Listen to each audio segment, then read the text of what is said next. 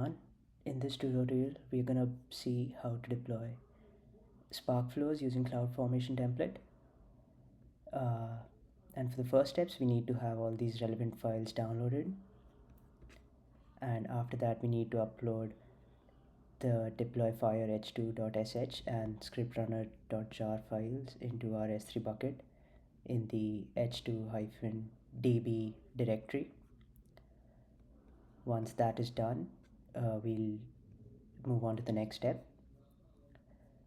We can run AWS EMR create default roles in AWS CLI. So this will create the default security groups called Elastic MapReduce master and Elastic MapReduce slave, which will be used for our deployment.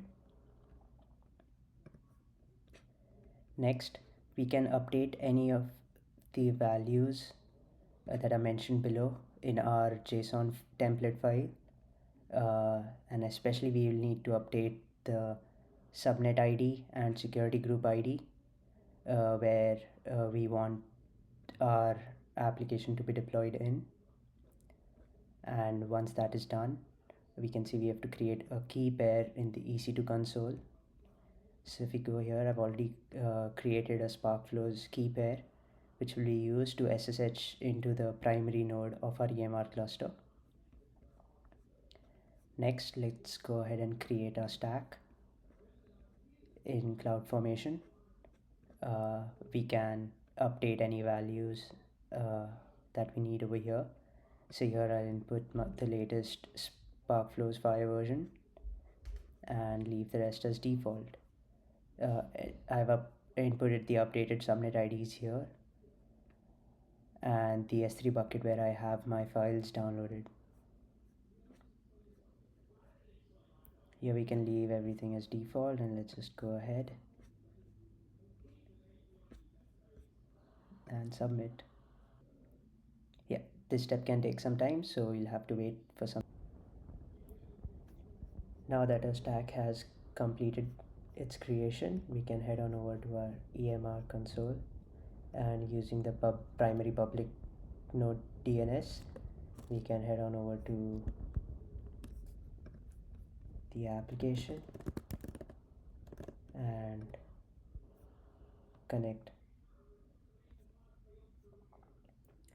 Now, following the next steps in our documentation, we head on over to administration, users. Let's add the user details as such, and let's save. Then we head on over to administration configurations.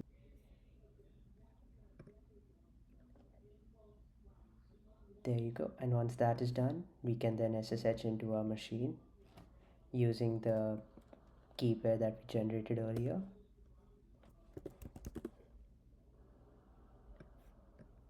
And we have SSH'd, and let's cd change directory into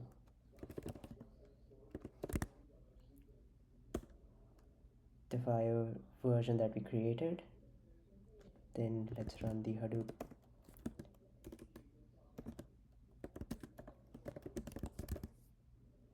Then let's run the Hadoop command. In the meantime, let's log out and log in back with the new user that we created.